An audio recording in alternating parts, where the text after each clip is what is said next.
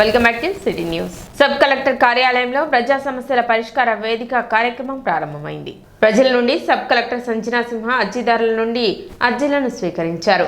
Revenue 6, municipality 3, విద్యుత్ 1, police 1 మొత్తం 11 అర్జీలు వచ్చాయని, వచ్చిన అర్జీలను సంబంధిత అధికారులకు పంపి పరిష్కరించడం జరుగుతుందని సబ్ కలెక్టర్ సంజనా సింహ తెలిపారు. కార్యక్రమంలో వివిధ శాఖల ఉన్నతాధికారులు పాల్గొన్నారు.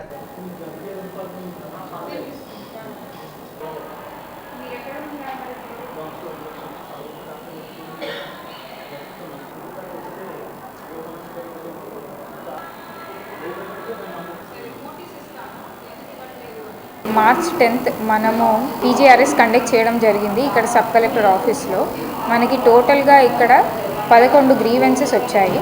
రెవెన్యూకి సంబంధించి ఒక 6 గ్రీవెన్సెస్, మున్సిపాలిటీకి సంబంధించి ఒక 3, ఎలక్ట్రిసిటీకి సంబంధించి 1 అండ్ పోలీస్కి సంబంధించి ఒక సమస్య గ్రీవెన్స్ రిజిస్టర్ అవ్వడం జరిగింది. రెవెన్యూలో పట్టాదార్ పాస్బుక్స్కి సంబంధించి 2, సర్వేస్కి సంబంధించి 2, హౌస్ పట్టా గురించి 1, పొజిషన్ సర్టిఫికేట్ గురించి 1 నమోదైంది.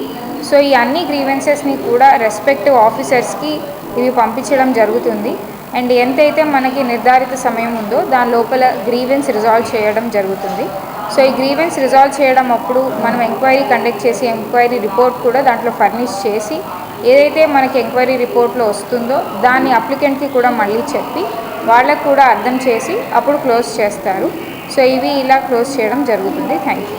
రాష్ట్రంలో విద్యార్థులు ఎదుర్కొంటున్న సమస్యలను వెంటనే పరిష్కరించాలని ఏఐఎస్ఎఫ్ రాష్ట్ర కార్యదర్శి వర్గ సభ్యులు పాసం వెంకటేష్ అన్నారు. స్థానిక గాంధీనగర్ నందుగల సిపిఐ పార్టీ కార్యాలయంలో ఏఐఎస్ఎఫ్ ఆధ్వర్యంలో విలేకరుల సమావేశం జరిగింది. పాసం వెంకటేష్ మాట్లాడుతూ రాష్ట్ర వ్యాప్తంగా విద్యార్థులు ఎదుర్కొంటున్న సమస్యలను తక్షణమే పరిష్కరించాలని కోరారు. రాష్ట్ర ప్రభుత్వం అధికారంలోకి వచ్చి నేటికి 9 నెలలు గడుస్తున్నప్పటికీ విద్యార్థులు ఎదుర్కొంటున్న సమస్యలపై నిరంతరం పోరాటాలు చేస్తూ ప్రభుత్వం దృష్టికి తీసుకువెళ్లినప్పటికీ స్పందించకపోవడం బాధాకరమని అన్నారు. ఏఎస్ఎఫ్ ఆధ్వర్యంలో విద్యాశాఖ మంత్రిని పలుమార్లు కలిసినా స్పందన లేకపోవడం వల్ల ప్రత్యక్ష ఆందోళనకు దిగుతామని హెచ్చరించారు.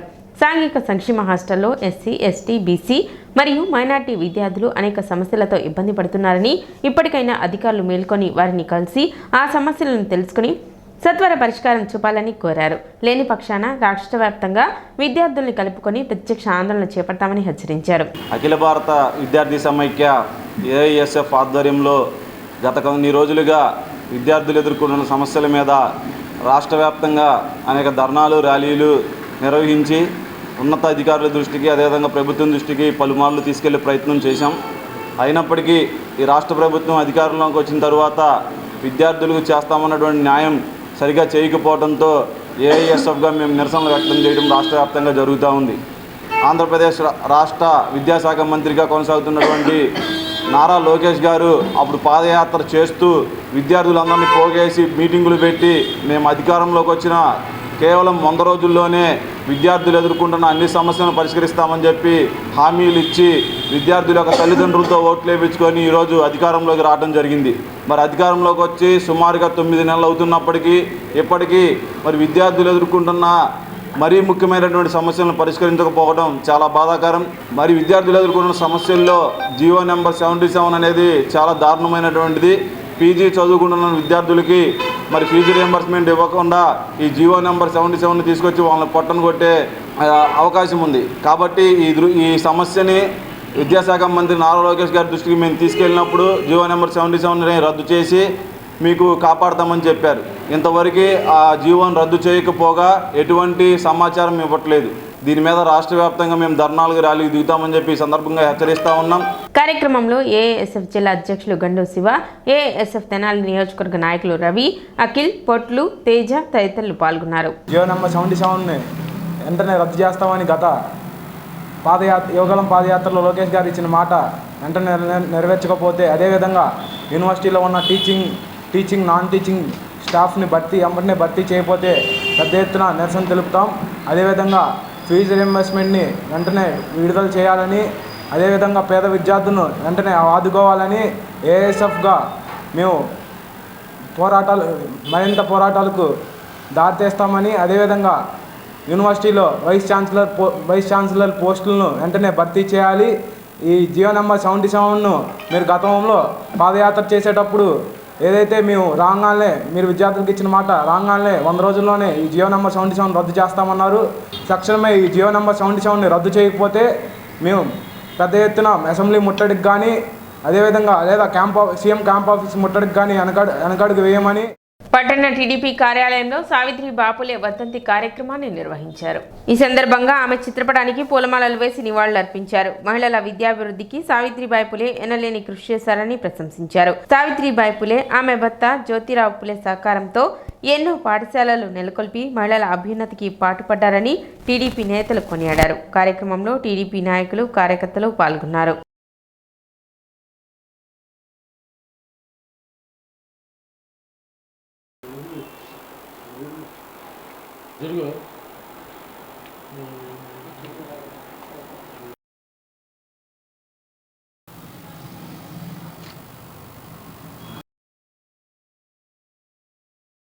ఆయనకి జరిగిన అవమానాన్ని దృష్టిలో పెట్టుకొని బడుగు బలహీన వర్గాలు ఆ రోజు బయటికి వచ్చి చదువుకునే రోజులు కాదు.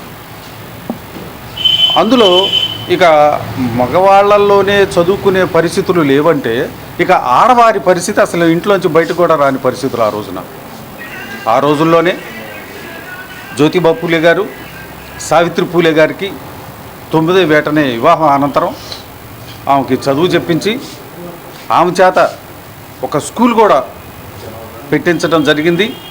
ఆమె పిల్లలకి చదువు చెప్పడం కోసం స్కూల్కి వెళ్తూ ఉంటే ఆమె వెళ్ళేదారిలో ఆమెని రాళ్లతో కొట్టి కర్రలతో కొట్టి బురద జల్లి అంటే అసలు ఆమెని ఎక్కడికక్కడ పక్కకి నెట్టేస్తూ చదువు చెప్పడానికి వీలు లేని విధంగా చేస్తూ ఉండేవాళ్ళంట ఆ రోజుల్లో. సావిత్రిబాయి పూలే గారు వారి భర్త గారి అయినటువంటి జ్యోతిరావు పూలే గారి వివాహానంతరం అతని యొక్క ప్రోద్బలంతోనే అతనే గురువుగా మారి ఆవిడికి విద్యాభ్యాసం నేర్పించిన పిదప స్త్రీలలో చైతన్యం కోసం, స్త్రీ సమానత్వం కోసం, ఆర్థిక అసమానతలు తొలగించాలని అప్పుడు ఉన్న బడుగు బలహీన వర్గాలు ఎవరైతే నిమ్న జాతుల యొక్క వ్యక్తులు చదువుకోవాలన్న సదుద్దేశంతో మొట్టమొదటి భారతదేశ ఉపాధ్యాయురాలుగా తలెత్తిన వ్యక్తి సావిత్రిబాయి పూలే గారు. ఆ రోజుల సావిత్రిబాయి పూలే గారు ఒక స్త్రీకి విద్యతోనే సమానత్వం అనేది వస్తుందనేది మొట్టమొదటిగా ఆ విద్యను అభ్యసించి అక్కడ ఉన్న అణగారిన వారికి విద్య అభ్యాసం చేస్తూ దాదాపు కొన్ని నెలల వ్యవధిలోనే 100 స్కూళ్లు స్థాపించి ఎంతోమందికి ఆదర్శప్రాయంగా ఉంది. పట్టణ నెహ్రూ రోడ్లోని శ్రీ రుక్మిణి సత్యభామ సమేత శ్రీ గోవర్ధన స్వామి మరియు వీరప్రతాప ఆంజనేయ స్వామి జీవధ్వజ శిఖర ప్రతిష్ట మరియు మహాకుంభాభిషేక మహోత్సవాలు సోమవారంతో ముగిశాయి. ఇందులో భాగంగా ఉదయం స్వామివారి బ్రహ్మోత్సవం నిర్వహించారు. అనంతరం శ్రీ రుక్మిణి సత్యభామ సమేత శ్రీ గోవర్ధన స్వామి, శ్రీ సువత్సల సమేత శ్రీ వీరప్రతాప ఆంజనేయ స్వామి వారి కళ్యాణం విశేషంగా జరిపారు.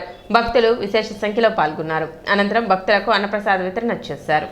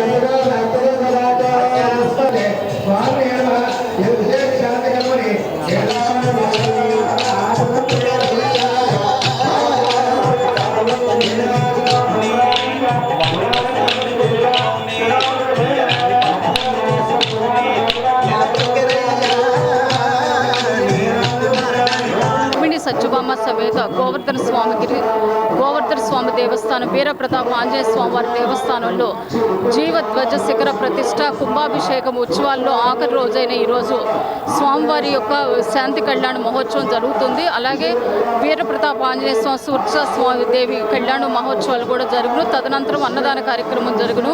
ఈ కార్యక్రమంలో 50 మంది భక్తులు పాల్గొని స్వామివారి అమ్మవార్ల కృపకు పాత్రలు కావాల్సిందిగా కోరటమైంది. రుక్మిణి సత్యభామ సమేత శ్రీ గోవర్ధన స్వామి మరియు వీరప్రతాప ఆంజనేయ స్వామి వారి దేవస్థానంలో 7వ తారీఖు నుండి స్వామివారి జీవధ్వజ ప్రతిష్ట మహోత్సవము మరియు మహాకుంభాభిషేక కార్యక్రమాలు వరుసగా జరుగుతున్నాయి. నిన్న 10:34 ఈ కార్యక్రమం పూర్తయింది. నిన్న స్వామివారి ఊంజల సేవా కార్యక్రమం జరిగింది. నేటి ఉదయం స్వామివారి ఊరేగింపు గ్రామోత్సవం జరిగింది. ఆ తదుపరి ఇప్పుడు స్వామివారి శాంతి కళ్యాణం రుక్మిణీ సత్యభామ సమేత గోవర్ధన స్వామి మరియు వీరప్రతాప ఆంజనేయ స్వామి వారి కళ్యాణ మహోత్సవాలు ఒకే వేదిక మీద జరగడం చాలా అద్భుతమైన సన్నివేశం. ఈ కార్యక్రమానికి మాకు సహకరించిన భక్తులకు దేవాదాయ ధర్మాదాయ శాఖ వారి అధికారి వారికి మరియు అన్న సంతర్పణకు సహకరించిన వారికి అందరి భక్తులకు ఆ స్వామివారి కృపా కటాక్ష వీక్షణాలు కలగాలని ఆశిస్తూ టీడీపీ నాయకురాలు చావా సుమతి 4వ వర్ధంతి సందర్భంగా పట్టణంలోని అన్నా క్యాంటీన్లో అన్నదాన కార్యక్రమం నిర్వహించారు. చావా సుమతి కుటుంబ సభ్యుల సహకారంతో పట్టణంలోని 3 అన్నా క్యాంటీన్లో పేదలకు అన్నదాన కార్యక్రమం నిర్వహించారు.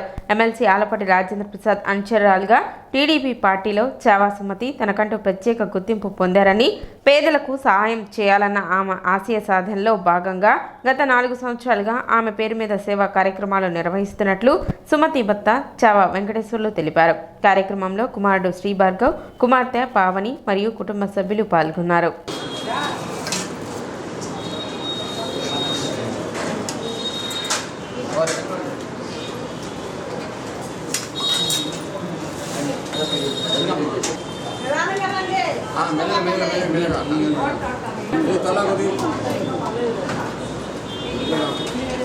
నా భార్య చావా సుమతీదేవి గారి 4వ వర్ధంతి సందర్భంగా పేదలకు అన్నదానం కార్యక్రమం చేస్తున్నాం.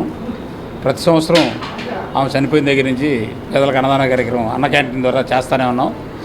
ఆమె రాజకీయాల్లో రాజా గారి అనుచరురాలుగా వచ్చింది. పేదలకి తన చేతనైనంత వరకు సాయం చేసింది. అంతే అభిమానంగా రాజా గారు కూడా మమ్మల్ని గౌరవించేవాడు. ఎక్కువగా పేదలకు అండగా ఉండాలన్నదే ఆమె కోరిక.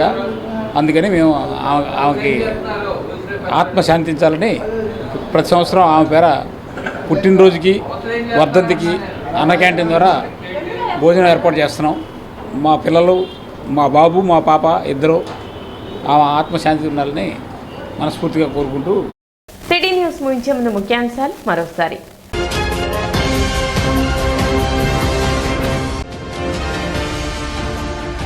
తెనాలిలో వైభవంగా కొనసాగుతున్న అష్టోత్తర శతకోటి శ్రీరామనామ పారాయణ మహాయజ్ఞం పూర్ణాహుతి మహోత్సవం.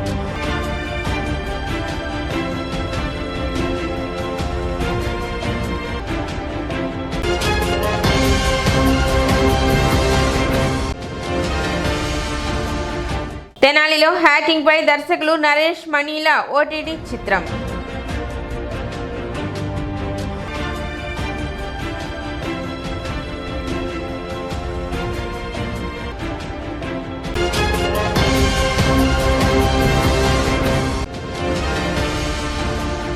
పట్టణ టీడీపీ కార్యాలయంలో సావిత్రి బాపులే వర్ధంతి వేడుకలు.